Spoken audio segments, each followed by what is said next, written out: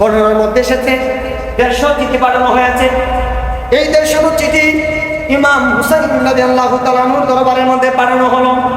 ইমাম হুসাইন রাদিয়াল্লাহু তাআলা আনহু চিঠি পড়তে থাকলেন।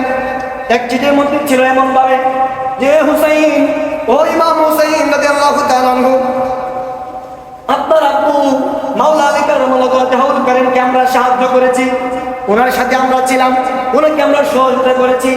ও ইমাম হুসাইন রাদিয়াল্লাহু তাআলা আনহু, আজকে আপনার কাছে চিঠি পাঠাচ্ছি আমরা। আপনি দয়া করে, মেহেরবানি করে, আপনি, আপনার কাছে অনুরোধ, আপনি তাড়াতাড়ি করে আমাদের মধ্যে চলে আসেন।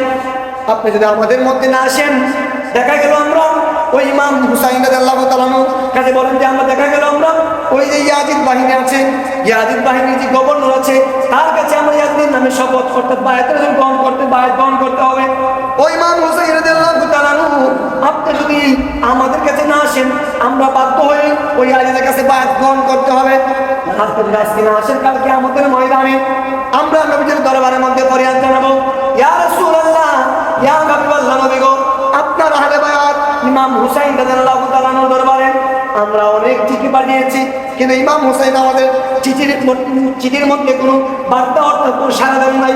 ইয়া রাসূলুল্লাহ, ইয়া হাবিবাল্লাহ, আমরা বাধ্য হয়ে ইমাম হুসাইন রাদিয়াল্লাহু তাআলা আনহুর হাতে বায়াত গ্রহণ না করে আমরা ইয়াজিদের কাছে বায়াত গ্রহণ করতে হয়েছে।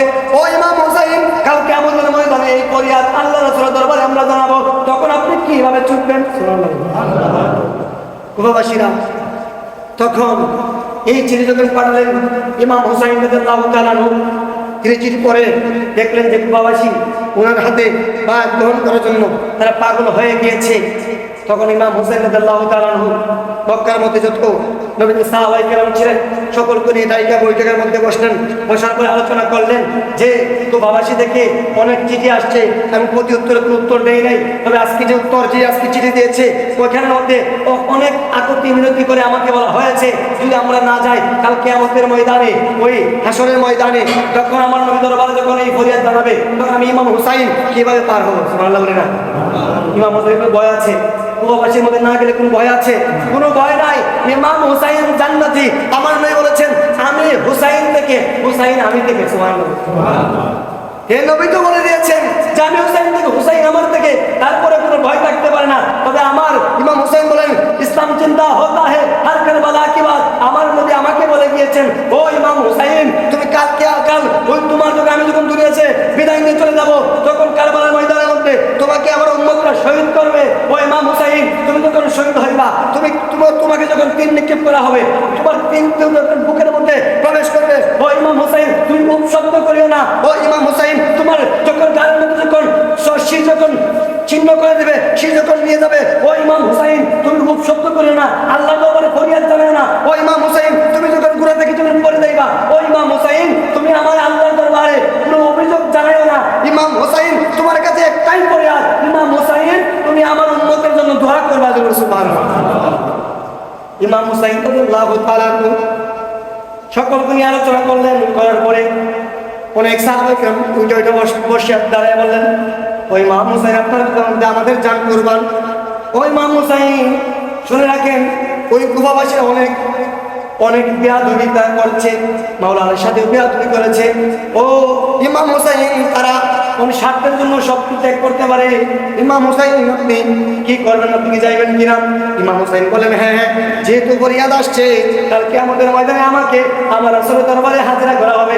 আমি চাই না আমার রাসূলের দরবারে হাজিরা দিতে হয়, বলবে আমি অপরাধী। না না না, আমি ওই কুফাবাসীর মধ্যে যাব। সুবহানাল্লাহ। ইমাম হুসাইন রাদিয়াল্লাহু তাআলা যাওয়ার আগে সাহাবায়ে কেরাম বললেন, যাওয়ার আগে আপনি একটা কাজ করেন, আপনার প্রতিনিধি হিসাবে একজনকে প্রেরণ করেন। ওই প্রতিনিধি ওই কুফার মধ্যে যাবে। যাওয়ার পরে ওই কুফার মধ্যে যেই সময়টা আছে, কি পরিস্থিতি আছে, কি সময় কাটাচ্ছে, কি সময় যাচ্ছে, এই সময়গুলা আপনার কাছে চিঠির মাধ্যমে পাঠাবে। যদি ওই কুফাবাসীর মধ্যে যদি সব কিছু সমাধান থাকে, ঠিক থাকে, তাহলে আপনি ইমাম হুসাইন আমরা যাইতে দেব না।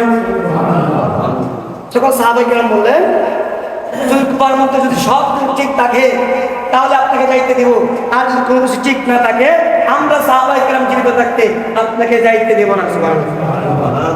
ইমাম হুসাইন রাদিয়াল্লাহু তাআলা আনহু যখন মুসলিম বিন আকিল রাদিয়াল্লাহু তাআলা ছিলেন, ইমাম হুসাইন রাদিয়াল্লাহু তাআলা তেনাকে পাঠানোর পরে ইমাম মুসলিম রাদিয়াল্লাহু তাআলা যখন রওনা দিবেন, এর কিছুক্ষণের মধ্যে ওনার দুইটি সন্তান আসলো।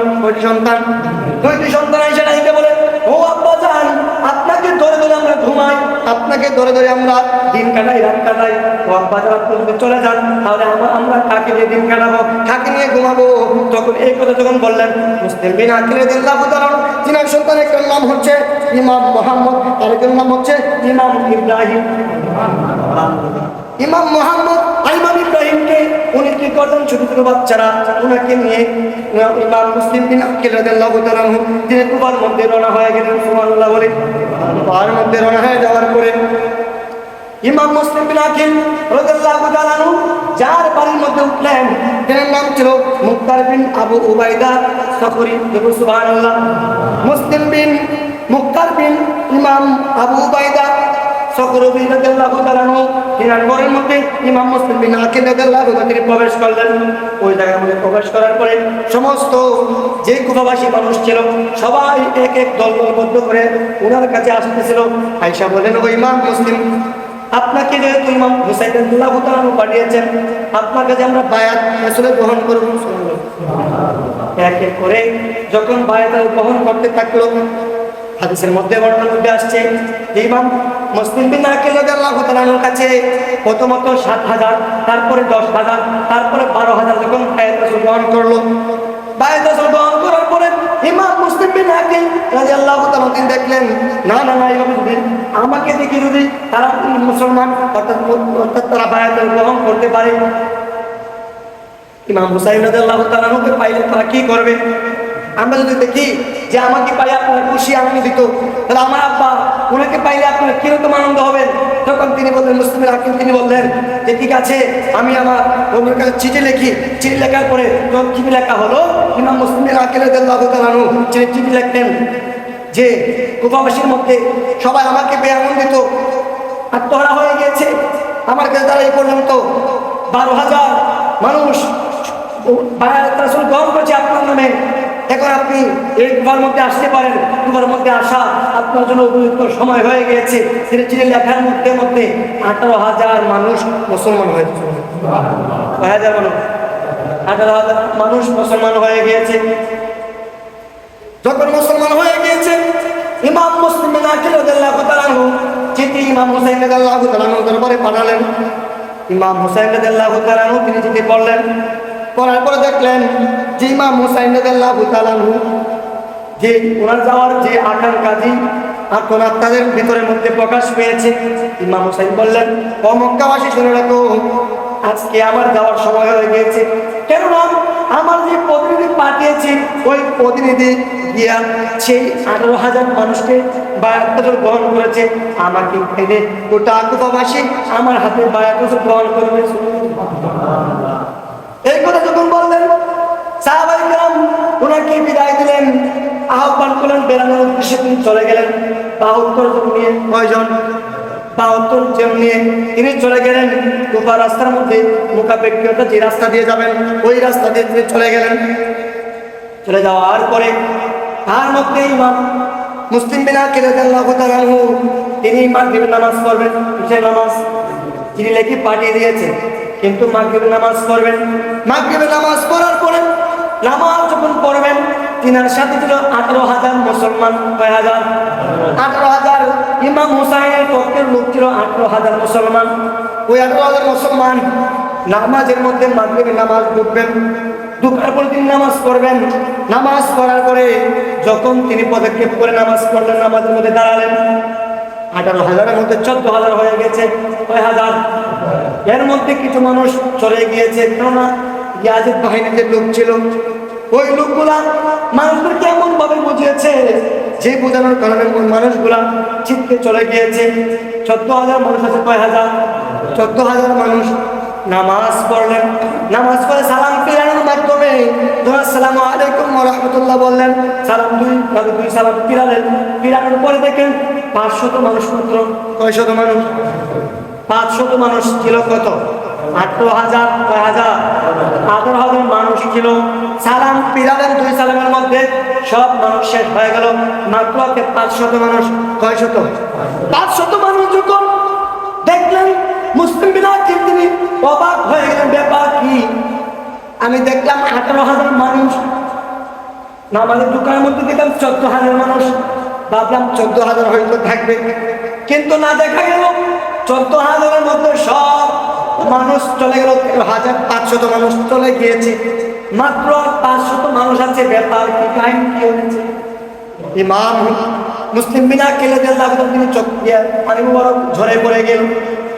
তিনি ভাবলেন, ব্যাপার কি? আমি দেখলাম 18,000, এখন দেখি 500। তিনি যখন বাহির হলেন, তিনি দেখেন তিনার সাথে মানুষ নাই। কি নাই? তিনার সাথে আর কোনো সঙ্গীর সাথে নাই। ইমাম হুসাইন রাদিয়াল্লাহু তাআলা আসার মধ্যে পথে মধ্যে আসতেছিলেন। এর মধ্যে ইয়াজিদের একজন গভর্নর, সে ইমাম হুসাইনের বেশ ধরে, কি ধরে? বেশ ধরে। সে জানে যেহেতু অনেক মানুষ আছে, এখন মানুষ যদি আমাকে দেখি চিনে ফেলে যে আমি ইয়াজিদের গভর্নর আসছি, তাহলে আমাকে তারা আর জীবিত রাখবে না, আমার সাথে যুদ্ধ করবে। সেই ইয়াজিদ গভর্নর কি করলো? ইমাম হুসাইন যেরকম জামা মোবারক পরেন, ওইরকম জামা মোবারক পরে সে তার মুখকে তার ঘুরে ফেললো। ঘুরে ফেলে সে তার সঙ্গী সাথী অনেকজন সঙ্গী সাথীকে 700 সঙ্গী সাথী, 700 সঙ্গী সাথীকে সে নিয়ে প্রবেশ করতে থাকলো। তার মধ্যে সে দেখলো যে মানুষগুলা যখন দেখলো ইমাম হুসাইনের জামা মোবারক যখন দেখলো, সকল কুবাবাসীরা আসতে থাকলো। থাকার মধ্যে ইমাম ওই যে ইমাম ইয়াজিদের যে গভর্নর ছিল, সেই গভর্নর তাকে দেখে সে দেখলো যে মানুষগুলো আসতেছে, সে ভয় পেয়ে গেল। সে কি করলো? সবাইকে, তার 700 মানুষ ছিল, সবাইকে বাদ দিয়ে 660 জন মানুষকে বাদ দিয়ে দিল। তার মধ্যে 40 জন মানুষকে নিয়ে সে সামনের দিকে অগ্রসর হলো। আর মুখ যেহেতু বুড়া ছিল, সে তার বুদ্ধির মধ্যে আসলো, তারা যদি আমাকে জিজ্ঞাসা করে উত্তর দিব না, ও সঙ্গী সে তোমরা উত্তর দিবা, তোমরা জিজ্ঞাসা করবা। আর যদি আমাকে সালাম দেয়, আমি কোনো কিছু বলবো না, তোমরা উত্তর দিবা। সে বুদ্ধি করে সামনে আগানোর পরে যখন সবাই সালাম দিতে লাগলো, আহলান সালাম মারহাবা ইয়া হুসাইন বলে বলে যখন স্বাগত জানালো, সে কোনো শব্দ করলো না। সবাই সালাম দিল, আসসালামু আলাইকুম ইয়া হুসাইন। সে উত্তর দিল না, সে মাথা নাড়ালো। আমরা অনেকে বলি না আসসালামু আলাইকুম, আমরা উত্তর দেই না। মাথা নাড়ালে বুঝি কি আমরা উত্তর দিয়েছি। লোকটা কি দিয়েছে? আমরা যদি মুখে বলতেও না বলি, আমরা কি করি? মাথা নাড়িয়ে আমরা বুঝাই যে তোমার সালাম আমি গ্রহণ করেছি। ওই প্রবাসীরা সবাই সালাম দিচ্ছে, আসসালামু আলাইকুম ইয়া হুসাইন। তখন ওই ইয়াজিদের গভর্নর সে মাথা নাড়িয়ে নাড়াচ্ছে, বুঝাচ্ছে যে আমি সালাম গ্রহণ করছি, অথচ সালাম গ্রহণ করছে। এইভাবে সবাই যখন ঘিরে ফেললো, সামনের দিকে যাইতে পারতেছে না সেই লোক, সে সবাইকে সরিয়ে যে জায়গার মধ্যে গভর্নর নিযুক্ত করা হয়, যে ঘরটাকে, সেই ঘরের মধ্যে প্রবেশ করলো। প্রবেশ করে তার মুখটা উত্তোলন করলো। হাইকা বললো, আমি তো ইমাম হুসাইন না, ইয়াজিদ আমাকে পাঠিয়েছে তোমাদের কাছে এনে আসবো। তোমরা যেভাবে ওই মুসলিম বিন আকিল রাদিয়াল্লাহু তাআলার কাছে বায়াত গ্রহণ করছো, তোমরা যেভাবে বায়াত গ্রহণ করো, তোমাদের প্রত্যেককে ধরে ধরে জবাই করে তোমাদেরকে শহীদ করা হবে, তোমাদের কাউকে ছাড় দেওয়া যাবে না। এমন অনেক দুর্বল মানুষ ছিল, তারা এই ভয় শুনে অনেকে ছিটকে চলে গেল। এইভাবে যখন ছিটকে যখন পড়ে গিয়েছে, পড়ে যাওয়ার পরে ইমাম মুসলিম বিন আকিল যখন নামাজ থেকে বাইরে হয়ে গেলেন, হয়ে যাওয়ার পরে দেখলেন মাত্র ওনার সাথে 3 জন মানুষ আছে। কয়জন? 3 জন মানুষ। একজন গভর্নর, যিনি নবীর আওলাদের প্রেমিক ছিলেন, উনাকে নিযুক্ত বাদ দিয়ে ইয়াজিদ আরেকজন তার পক্ষের লোককে গভর্নর করলো। ইয়াজিদ যখন গভর্নর করলো, ওই একজন লোক আরেকজন লোক হচ্ছে ওই যে ইমাম মুসলিম আকিল রাদিয়াল্লাহু তাআলাকে যেই ঘরের মধ্যে জায়গা দেবে, ওই লোকটা। 3 জন লোক, তিনিরা মাত্র 3 জন। ইয়াজিদ খবর দিল তার গভর্নরকে, তুমি কি করবা? মুসলিম আকিলকে বার করবা, বাইর কইরা তাকে যেই জায়গার মধ্যে পাও সেই জায়গার মধ্যে তুমি তাকে তোমার হাতের মধ্যে আনবা, আগে তাকে শহীদ করবা। কি করবা? হত্যা করবা। অর্থাৎ যখন কুচ লাগালো, যে ইমাম মুসলিম আকিল রাদিয়াল্লাহু তাআলা মুখতার বিন আবু উবাইদার ঘরে, যে ঘরের মধ্যে ছিলেন, আবু উবাইদা জানতে পারলেন যে মুসলিম আকিলকে যদি তারা তারা করতে পারে তাহলে মুসলিম আকিলকে শহীদ করবে, আমাকে যদি পায় আমাকে শহীদ করবে। ওই ওই মুখতার বিন উবাইদা তিনি কি করলেন, মুসলিম বিন আকিল রাদিয়াল্লাহু তাআলাকে তিনি বললেন, ও মুসলিম আকিল রাদিয়াল্লাহু তাআলা, আপনি চলে যান, আপনি অন্য একটি ঘরের মধ্যে যান। তারা জানতে পারে যেহেতু আপনার ঘরের মধ্যে আমার ঘরের মধ্যে আসা সবাই বায়াত গ্রহণ করেছে। দেখো যে তারা আবার ওই যে ইয়াজিদের গভর্নর যদি জানতে পারে আপনি এই ঘরের মধ্যে আছেন, আপনাকে শহীদ করবে, আমাকে পাইলে আমাকে শহীদ করবে। নাউজুবিল্লাহ বলি। এইভাবে যখন বলতে লাগলো, ইমাম মুসলিম বিন আকিল রাদিয়াল্লাহু তাআলা অন্যের ঘরের মধ্যে চলে গেলেন। মুসলিম বিন আকিল রাদিয়াল্লাহু তাআলা পুশ করে তারা বাইর করলো। কিভাবে বাহির করেছে, একজন লোক ওই যে মুসলিম বিন আকিল রাদিয়াল্লাহু তাআলার জন্য একজন লোক নিযুক্ত করলো ইয়াজিদের গভর্নর। ওই লোককে 3000 দিরহাম দিল, বললো তুমি 3000 দিরহাম নিয়ে ওই মসজিদের মধ্যে যাইবা, যাইয়া তুমি তোমার মসজিদের মধ্যে গিয়ে নামাজ পড়বা। নামাজ পড়ার পরে তুমি কি করবা, নামাজ পড়ার পরে যাকে পাইবা আল্লাহ রাসূলের মহব্বতের লোক, ওই লোককে জিজ্ঞাসা করবা যে মুসলিম বিন আকিল কোথায় আছে। তুই জিজ্ঞাসা করে তুমি বুঝতেছো, তুমি বলবা যে আমি আল্লাহ রাসূলের মহব্বতের মানুষ, আমি ইমাম মুসলিম বিন আকিলকে কিছু উপহার দেওয়ার জন্য আমি আসছি। ওই ইরান থেকে, কোথায় থেকে, ইরান থেকে আমি আসছি। যখন সে গুফার মধ্যে মসজিদের মধ্যে প্রবেশ করলো, সকল মানুষ নামাজ পড়ে দলবদ্ধ হয়ে সবাই চলে গেল। একজন লোক নামাজ শেষের মধ্যে নামাজ পড়ছে, নফল নামাজ পড়তে আছে, নামাজ পড়া শেষ হলে ওই যে ইয়াজিদের গভর্নর যে লোককে নিযুক্ত করেছিল মুসলিম বিন আকিলকে ধরার জন্য, ওই ইয়াজিদের গভর্নর লোক কি করলো, সামনে তাকিয়ে দেখে একজন লোক নামাজ পড়া শেষ হলো। নামাজ পড়া যে লোক শেষ হলো, ওই লোককে জিজ্ঞাসা করলেন, ও ভাই আপনি বলেন তো মুসলিম বিন আকিল তিনি কোথায় আছেন। তোমাকে কেন বলবো, যদি বলেন আমি মুসলিম বিন আকিলকে সাক্ষাৎ করার জন্য আসছি এবং তিনাকে 3000 দিরহাম দেওয়ার জন্য আসছি। এগুলো শুনে সেই লোক যে ছিল উনি বললেন ঠিক আছে যান, আপনি ওই ঘরের মধ্যে আছেন। যাওয়ার পরে ঘরের মধ্যে প্রবেশ করার পরে মুসলিম বিন আকিল রাদিয়াল্লাহু তাআলাকে 3000 দিরহাম দিলেন। দেওয়ার পরে বললেন, ও মুসলিম বিন আকিল আপনার কোনো ভয় নাই, আমি আপনার সাথে আছি। মুনাফিকের কথা হচ্ছে মুখে এক কথা আর ভিতরে আরেক, উপরে মধুর লেবের ভিতরে কি তার বিষ। সে বলল, ও মুসলিম বিন আকিল আপনার কোনো ভয় নাই, আমি আপনার সাথে আছি, আপনার কোনো চিন্তা নাই, আপনাকে 3000 দিরহাম দিয়ে গেলাম, আর যদি কোনো দিরহাম লাগে আপনি আমাকে বলবেন। সে কি বলেছে, আপনি আমাকে বলবেন। অথচ যে বাহির হয়ে ওই ইয়াজিদের গভর্নরের কাছে গিয়েছে, যাই বললো ওই ঘরের মধ্যে আছে। ওই ইয়াজিদের গভর্নর মুসলিম বিন আকিলকে নিয়ে আসলো, আইসা নির্মমভাবে হত্যা করে। নাউজুবিল্লাহ বলে। নির্মমভাবে হত্যা করার পরে ইমাম হুসাইন রাদিয়াল্লাহু তাআলা তিনি ইতিমধ্যেই তিনি চলে আসছেন, কারবালার প্রান্তরের পাশ দিয়ে যাচ্ছেন। হঠাৎ করে তিনি আছে গোড়া মোড়ক ছিল, ওই গোড়া মোড়ের পা যেই জায়গার মধ্যে ঘেঁটে গিয়েছে, গোড়া মোড়ের পাওয়ার সামনে দিকে উঠে না। যখন এইভাবে যখন পা মোবারক আর উঠে না, ইমাম হুসাইন বললেন ঘটনা কি, ব্যাপারটা কি। না তখন ওই নবীজির কথা মোবারক স্মরণ হয়ে গেল। নবীজি বললেন, ও হুসাইন তোমাকে যেই জায়গায় শহীদ করা হবে হুসাইন, ওই জায়গার মধ্যে তোমার গোড়ার পা কেটে যাবে। ও হুসাইন তোমাকে যেই জায়গার মধ্যে শহীদ করা হবে ওই জায়গার মাটি লাল হয়ে যাবে। ওই ইমাম হুসাইন তোমাকে যেই জায়গার মধ্যে শহীদ করা হবে ওই জায়গার মধ্যে তুমি তোমার তাবু গাঁথবা। সুবহানাল্লাহ। ইমাম হুসাইন রাদিয়াল্লাহু তাআলা তিনার তাবু মুবারক ওই জায়গার মধ্যে গাঁথলেন। গাঁথার পরে ইমাম হুসাইন রাদিয়াল্লাহু তাআলা তিনি ওই জায়গার মধ্যে তাবু গাড়ার পরে এক এক করে সময় যাচ্ছে, সবাই আসতেছে। আসার পরে ইমাম হুসাইন রাদিয়াল্লাহু তাআলা ইমাম হুসাইন রাদিয়াল্লাহু তাআলা তিনি বৃহস্পতিবার রাতের মধ্যে তিনি সবাইকে ডাকলেন। সবাইকে ডাকার পর আলোচনা করলেন, ওই সঙ্গে সাথে তোমরা শোনো, ব্যাপার হচ্ছে তোমাদেরকে তারা মারবে না, কাটবে না, চলবে না, তোমাদেরকে তারা টাচও করবে না। তারা একমাত্র চায় আমি হুসাইনের গর্দান চাই, আমি ইমাম হুসাইনের গর্দান চাই। তোমাকে তারা কোনো স্পর্শ করবে না। তোমরা এখনো সময় আছে, তোমরা চলে যাও। আমরা আসছিলাম ঘোরার জন্য, আসছিলাম সফর করার জন্য, আসছিলাম এই কুবাবাসীর মধ্যে ইসলামের দাওয়াত প্রচার প্রসার করবো, তারা আমার হাতে বায়াত গ্রহণ করবো।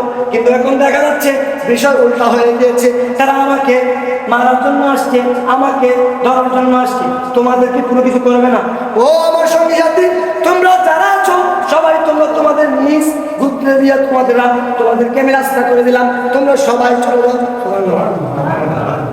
সবাইকে বললেন যে আমি ইমাম হুসাইন কে তারা মারবে, তারা শহীদ করবে, তোমাদেরকে কেউ কিছু করবে না, তোমাদেরকে স্পর্শ করবে না, তোমরা এখনো সময় আছে, তোমরা তোমাদের নিজ নিজ ঘরের মধ্যে চলে যাও। ওই ইমাম হুসাইন রাদিয়াল্লাহু তাআলার সাথে পাউল যারা ছিল সবাই ডাইকে বলে, ও ইমাম হুসাইন, জান দিলে জান দিয়ে দেব, কিন্তু আপনাকে ছাড়লে আমরা আর মক্কার দিকে অভিমুখ হব না। বলে সুবহানাল্লাহ। এই জন্য জান গেলে জান পাওয়া, ইমাম গেলে ইমান পাওয়া। ইমাম হুসাইন রাদিয়াল্লাহু তাআলা তিনি বললেন না না, তোমরা চলে যাও। তিনি কি করলেন, কিনার তাঁবুর মধ্যে যে আলো ছিল ওই আলোটা ইমাম হুসাইন রাদিয়াল্লাহু তাআলা তিনি নিভিয়ে দিলেন। দিয়ে দেওয়ার পরে তিনি চোখ বন্ধ করে আল্লাহ রাসূলের মহব্বতে জিকির আজকার আল্লাহ রাসূলের মহব্বতে তিনি কথোপকথন করতে থাকলেন। অনেক কম হয়ে গেল। ইমাম হুসাইন ভাবলেন এখন আমি চোখটা খুলি, হয়তো আমার সঙ্গে যারা চলে গিয়েছে, সবাই ভাবছে ইমাম হুসাইন ভাবছেন সবাই মনে হয় চলে গিয়েছে, যাক এখন আমি চিন্তা মতে আমি চোখটা খুলি, আলোটা জ্বালাই। ইমাম হুসাইন রাদিয়াল্লাহু তাআলা তিনি যখন চোখ মুবারক করলেন, খোলার আলো মুবারক জ্বালালেন, জ্বালানোর পরে দেখা গেল ইমাম হুসাইনের সাথে যারা ছিল তারা সবাই ইমাম হুসাইনের তাঁবুর মধ্যে এখনো বসায় আছে। আসলে আমরা যদি জানতাম যে কালকে আমাদের মৃত্যু হবে, আরে আমরা এমন ইমানদার, আমরা বলতাম আরে যদি আমাদের কালকে মৃত্যু হয়ে যায় আমরা ওই জায়গায় কখন যাইতাম। কিন্তু ইমাম হুসাইনের সঙ্গে সাথে 72 জন সবাই বলেন না না না, কালকে আমাদের মৃত্যু হতে পারে, হয়ে যাক, আমাদের মৃত্যু হলে শহীদ আর বাঁচতে হলে গাজী। কি হয়, যদি নবীজির আশিক যদি মারা যায় তাদের হয় শহীদ, আর যদি যুদ্ধের ময়দানে বেঁচে থাকে তাদের নাম হয়ে যায় গাজী।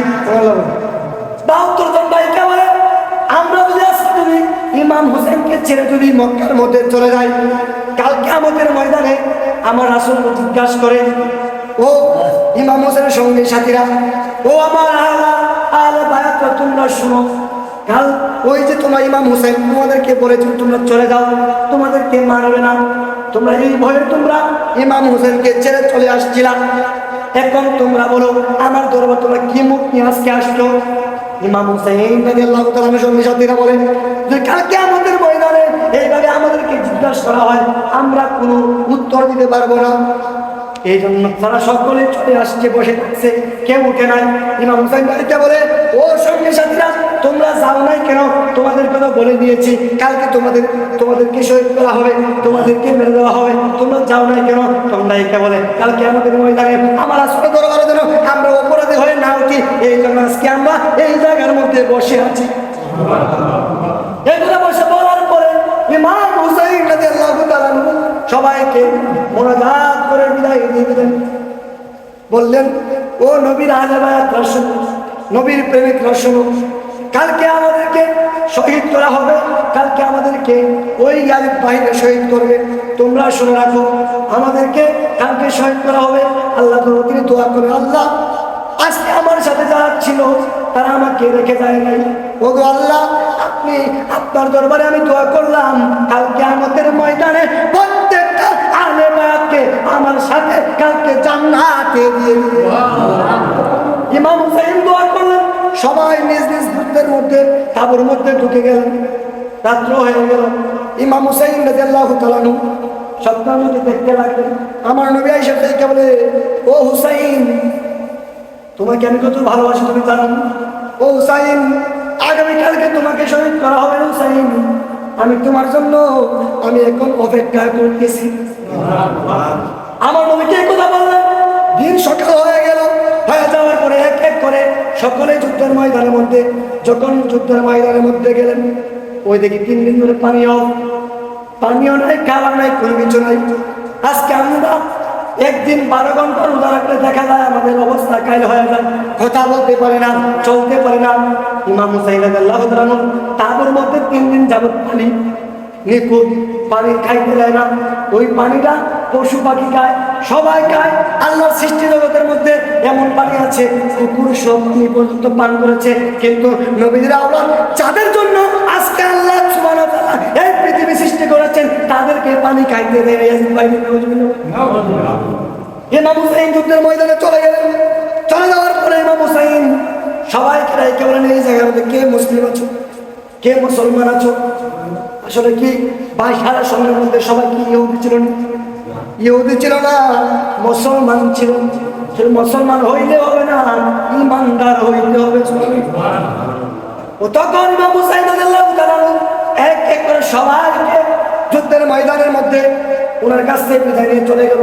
ইমাম হুসাইন রাদিয়াল্লাহু তাআলা তিনি কে বললেন, ও দুনিয়ার মানুষ শুনে রাখো, আমি ইমাম হুসাইন কেমন হুসাইন, যে ইমাম হুসাইন রাস্তা দিয়ে আইতা গেলে কেউ যদি ইমাম হুসাইনের পা মুবারক থেকে মাটিতে তুলা মুবারক পড়ে ওই মুবারক যদি কেউ শরীর মুবারকে লাগায়, আমার নবী পর্যন্ত ওই ইমাম হুসাইনের যে আমার যে পা মুবারকে যে মাটি মুবারক আছে, ওই মাটি মুবারক কোন মানুষ যদি শরীরের মধ্যে লাগায়, আমার নবী বলে তার জন্য আমি নবীর শাফায়াত ওয়াজিব হয়ে গিয়েছে। ওই আমি ইমাম হুসাইন যখন কারবালার ময়দানের মধ্যে যখন সকল সাহাবা আওলাদগণ যখন শহীদ হয়ে গিয়েছে, ইমাম হুসাইন তিনি গেলেন, তিনার শরীর মুবারকের মধ্যে 122টা তীর, 121টা তীর, কয়টা তীর? 121টা তীর তিনার শরীর মুবারকের মধ্যে নিক্ষেপ করা হলো। 40টা তলোয়ারের আঘাত তিনার শরীরের মধ্যে করা হলো। আপনার আমার শরীরের মধ্যে যদি একটা আঘাত করা হয়, দ্বিতীয়বার সামনে রেখে আঘাত হয়।